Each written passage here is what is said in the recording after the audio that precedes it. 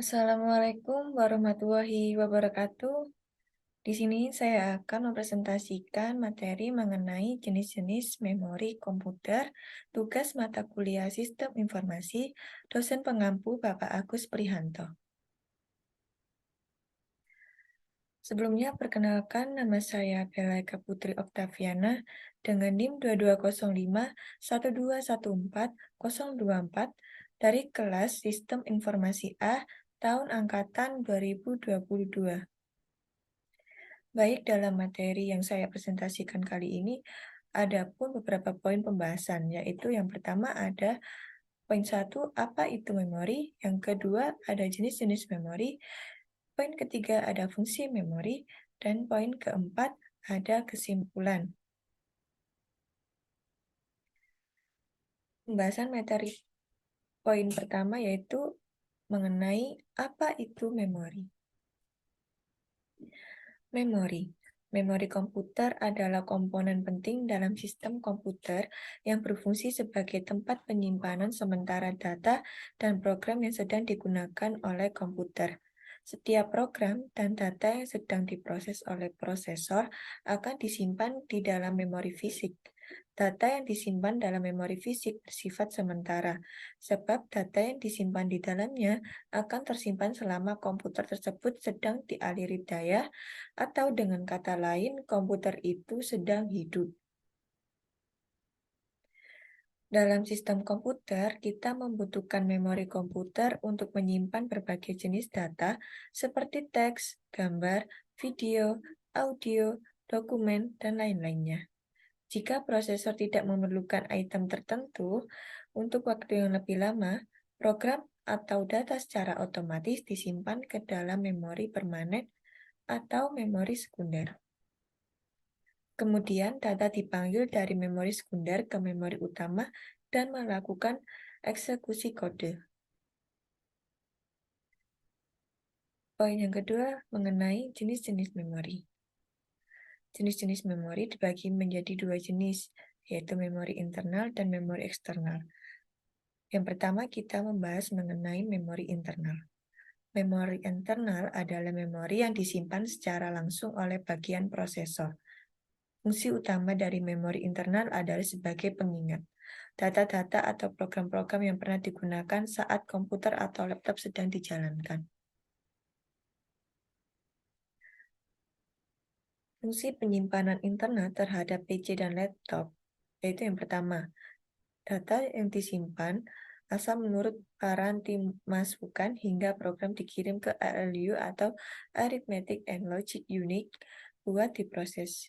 Yang kedua, daya output pemrosesan diproses ALU sebelum dikirimkan ke penyimpanan keluaran, lalu membuat program atau instruksi yang asal menurut masukan atau menurut peranti pengingat sekunder. Dalam memori internal memiliki beberapa contoh-contohnya seperti ROM atau Read-Only Memory, CMOS atau Complementary Meta Auxiliary Semiconductor, DRAM atau Dynamic RAM, adapun RAM atau Random Access Memory, ada SDRAM atau Synchronous Dynamic RAM, dan yang terakhir ada Cache Memory. Jenis yang pertama ada ROM. ROM, memori primer jenis ini adalah memori read-only yang hanya dapat membaca informasi, data, atau program yang tersimpan. Tetapi kita tidak dapat menulis atau mengubah apapun. ROM berisi beberapa instruksi penting atau data program yang diperlukan untuk memulai atau memboot komputer. ROM bersifat non-volatile, artinya informasi yang disimpan tidak dapat hilang, bahkan ketika daya dimatikan atau sistem dimatikan. Contoh yang kedua ada CMOS. CMOS merupakan bagian dari ROM. Fungsi CMOS ini adalah sebagai penyimpanan para pengaturan-pengaturan dasar pada komputer. Salah satu pengaturan dasar yang menggunakan CMOS ini adalah tanggal serta jam yang ada di dalam komputer. Pada dasarnya, CMOS merupakan sebuah chip yang memiliki memori sebesar 64 byte saja. Contoh yang ketiga ada DRAM atau Dynamic Random Access Memory.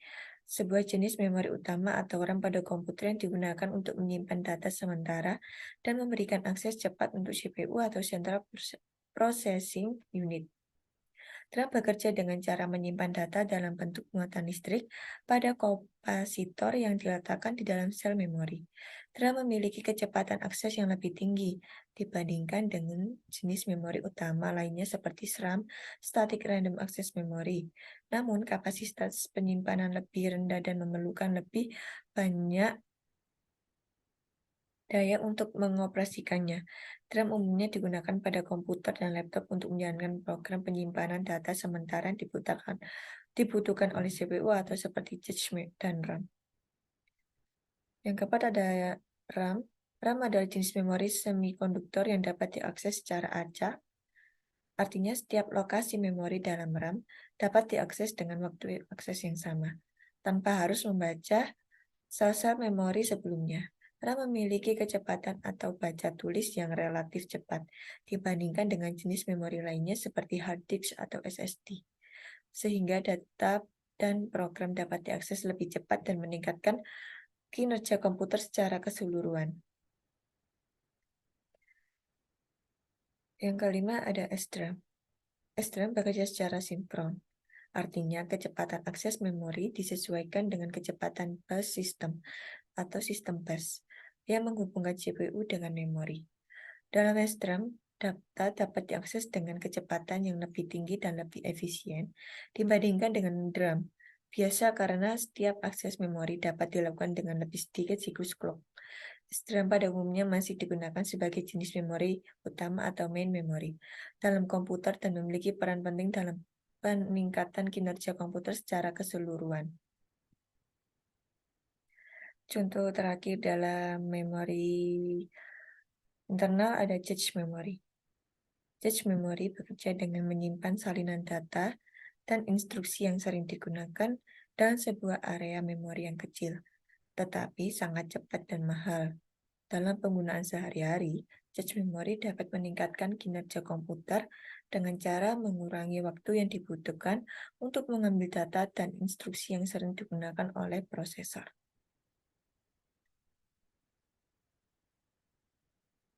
Jenis memori selanjutnya yaitu memori eksternal. Memori eksternal adalah memori yang fungsinya sebagai perangkat tambahan atau pendukung dari komputer. Selain itu, fungsi dari memori eksternal adalah sebagai penunjang untuk membuka software, aplikasi, maupun file-file yang ada di dalam komputer. Dalam memori eksternal memiliki beberapa contohnya, seperti hard disk, flash disk, floppy disk, dan compact disk. Contoh dari memori eksternal yang kita bahas selanjutnya yaitu ada hard disk. Hard disk atau hard disk drive atau HDD adalah sebuah komponen pada komputer yang berfungsi sebagai media penyimpanan data secara permanen. Hard disk menggunakan piringan magnetik yang berputar untuk menyimpan dan membaca data. Data yang disimpan pada hard disk tidak akan hilang ketika komputer dimatikan, sehingga hard disk sering digunakan untuk menyimpan sistem operasi, aplikasi, dan file-file penting lainnya. Kapasitas penyimpanan hard disk dapat bervariasi dari beberapa ratus gigabyte hingga beberapa terabyte tergantung pada jenis dan kapasitasnya. Saat ini hard disk masih menjadi salah satu media penyimpanan yang paling populer dan digunakan pada komputer dan laptop. Contoh yang kedua ada flash disk. Flash disk adalah media penyimpanan data eksternal yang portable dan dapat digunakan untuk menyimpan, memindahkan, dan membawa data dari satu ke tempat lain. Flash disk berbentuk seperti sebuah stick kecil yang dapat terhubung ke komputer atau laptop melalui port USB atau Universal Serial Bus dan dapat diakses sebagai drive tambahan pada sistem operasi. Flash disk menggunakan teknologi memori flash atau semikonduktor yang dapat menyimpan data secara permanen, bahkan saat tidak terhubung dengan listrik. Teknologi memori flash memungkinkan flash disk memiliki ukuran yang kecil dan ringan, serta tahan terhadap guncangan dan goncangan. Flash disk dapat memiliki kapasitas penyimpanan mulai dari beberapa megabyte hingga beberapa terabyte. Selanjutnya ada floppy disk. Floppy disk terdiri dari selembar kecil disket yang terbuat dari bahan magnetik yang dipasangkan dalam wadah plastik yang fleksibel. Floppy disk biasanya digunakan untuk penyimpanan data seperti dokumen, gambar, dan program kecil. Kapasitas penyimpanan floppy disk terbatas, dengan kapasitas umumnya berkisar antara 720 KB hingga 1,44 MB. Namun, floppy disk masih digunakan pada komputer masa lalu karena relatif murah dan mudah digunakan.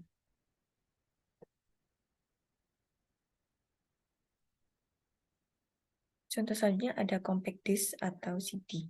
Juga salah satu memori eksternal yang digunakan pada komputer.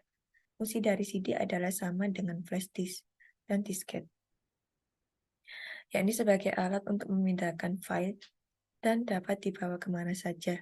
Selain CD, ada juga DVD, yang perbedaannya hanyalah dari sisi kapasitas memorinya saja. Pada DVD, kapasitas memorinya jauh lebih banyak dibandingkan dengan CD. Ada contoh yang lainnya seperti memory card. Memory card adalah media penyimpanan yang banyak digunakan di ponsel dan kamera. Memori SD ini sangat kecil tetapi memiliki kapasitas yang sama dengan flash drive. Penyimpanan SD sering disebut oleh banyak orang sebagai penyimpanan eksternal. Ada 3 jenis memori SD. Kartu SD panjang 3 mm, lebar 24 mm, tebal 2,1 mm, berat 2 gram. Mini SD panjang 21,5 mm, lebarnya 20 mm, tebal 1,4 mm, berat 1 gram. Biasanya memory card fungsi digunakan pada perangkat kamera. Micro SD memiliki panjang 11 mm dan mempunyai lebar 15 mm, memiliki tebal 1 mm, dan memiliki berat 0,5 gram, dan biasanya digunakan sebagai penyimpanan eksternal untuk ponsel. Jadi berikut adalah gambaran SD. Selanjutnya ada cloud storage atau penyimpanan awan. Penyimpanan awan adalah merupakan salah satu media storage file online atau digital yang menggunakan koneksi jaringan internet untuk mengakses data yang tersimpan. Penyimpanan awan merupakan solusi terbaru dalam dunia storage atau penyimpanan data, menawarkan banyak keunggulan dibandingkan media penyimpanan seperti hard drive dan flash drive. Dalam proses ini, data yang tersimpan di penyimpanan awan komputer secara otomatis tersimpan di sejumlah server yang dikelola oleh penyedia hosting atau yang disebut dengan service provider.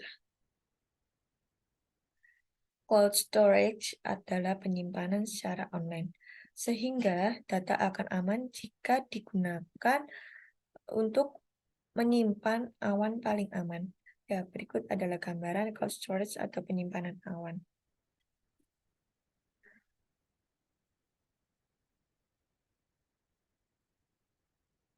Yang ketiga ada fungsi memori.